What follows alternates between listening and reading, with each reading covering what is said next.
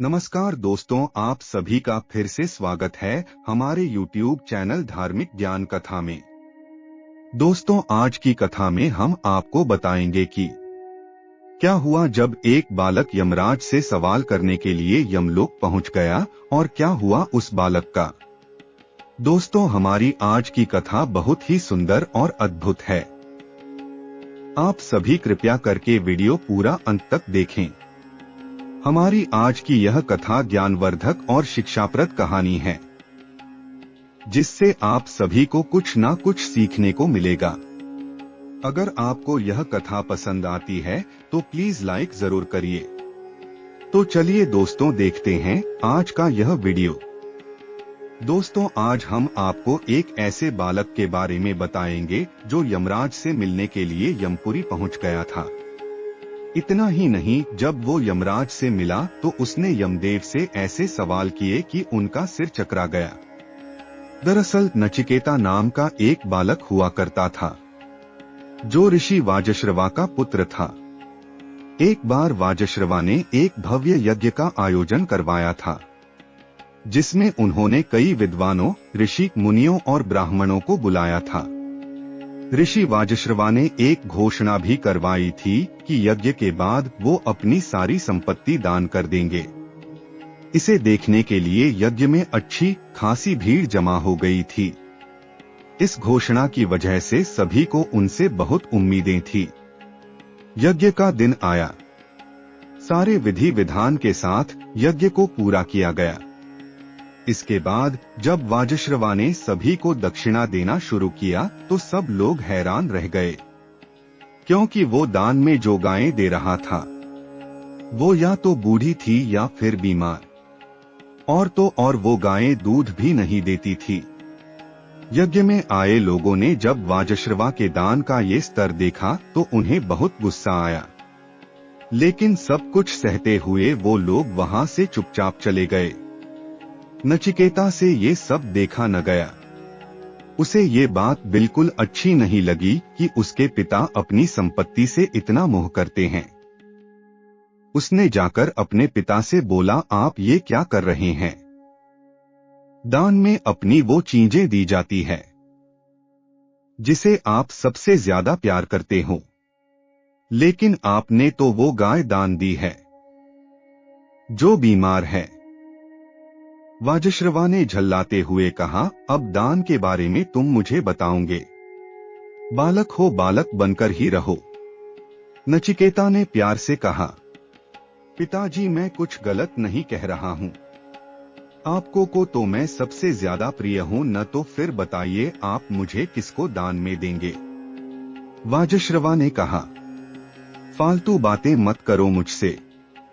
मुझे जो दान देना था वो मैं दे चुका हूँ। लेकिन नचिकेता बहुत जिद्दी था। वो बार बार अपने पिता को दान का मतलब समझाता रहा और उनसे पूछता रहा कि आप मुझे दान में किसे देंगे। आखिर में वाजश्रवा ने झल्लाकर कहा, मैं तुम्हें यमराज को दान में देता हूँ। जिस पल उसने ये कहा, उसके अगले ही पल उसे एहसास हुआ, ये मैंने क्या कह दिया। मैं अपने बेटे को किसी को नहीं दूंगा। नचिकेता ने कहा, आप चिंता न करें पिताश्री, आपने मुझे यमदेव को दान में दिया है तो मैं उनके पास जरूर जाऊंगा। इसके बाद कई दिनों तक लगातार चलने के बाद जब वो यमपुरी पहुंचा तो उसे देखकर यमदूत चौंक गए और सोचने लगे, ये कैसा बालक है? इसे मृत्यु से डर नहीं लगता। ये यमपुरी कैसे आ गया? थोड़ी देर सोचने के बाद उन्होंने नचिकेत से पूछा, कौन हो तुम और यहाँ क्यों आए हो? तब नचिकेत ने उन्हें अपना नाम बताया और कहा, मैं यहाँ यमराज से मिलने आया हूँ। मेरे पिता ने मुझे उन्हें दान में दिया है। द्वारपालों ने कहा, ये कैसी बात कर रहे हो? वापस लौट जाओ, वैसे भी यमदेव अभी यहाँ नहीं है। इस पर उस बालक ने कहा, ठीक है, मैं यहीं उनका इंतजार करता हूँ। इसके बाद नचिकेत 3 दिनों तक यमुपुरी के द्वार पर ही बैठा रहा। दूसरी तरफ जब ये सारी बात यमदेव को पता चली तो वो नचिकेत से मिलने के लिए बहुत उत्साहित हुए। और तुरंत यमपुरी आ गए। नचिकेत को देखते ही उन्होंने तुरंत उसे अपने पास बुलाया और कहा, बालक, तुम्हारे पिता के लिए जो तुम्हारी भक्ति है, मैं उसे देखकर बहुत खुश हूं। तुम मुझसे कोई भी 3 वरदान मांग सकते हो। ये सुनकर नचिकेत बहुत खुश हुआ। उसने कहा, पहला वरदान आप मुझे ये दें कि मेरे पिता गुस्सा करना छोड़ दें और पहले की तरह मुझसे बहुत प्यार करें। यमराज ने तुरंत तथास्तु कहकर उसे पहला वरदान दे दिया। दूसरा वरदान मांगते समय वो सोचने लगा, मेरे पिता ने यज्ञ स्वर्ग पाने के लिए किया था, तो क्यों न मैं ही उसे प्राप्त कर लूं। उसने दूसरे वरदान में यमराज से कहा, आप मुझे ये बताएं कि स्वर्ग कैसे प्राप्त किया जा सकता है। ये सुनकर यमराज का सिर चकराया, लेकिन वचन से बंधे होने की वजह से उन्होंने उसे ये भी बता दिया। तीसरे वचन में नचिकेता सोचने लगा, अब और क्या मांगू। बहुत देर सोचने के बाद उसने यमदेव से कहा, आप मुझे मृत्यु के बारे में बताएं।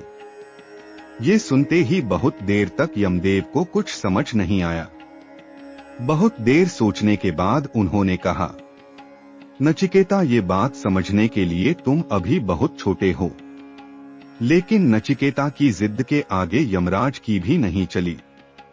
आखिर में यमराज ने कहा, बालक, सच तो ये है कि इस विषय का पूरा ज्ञान मुझे भी नहीं है, लेकिन अगर तुम इस बारे में जानना चाहते हो तो तुम्हें पूरा ज्ञान प्राप्त करना होगा, क्योंकि विद्या वो चाबी है जो तुम्हारे सारे सवालों के जवाब देगी।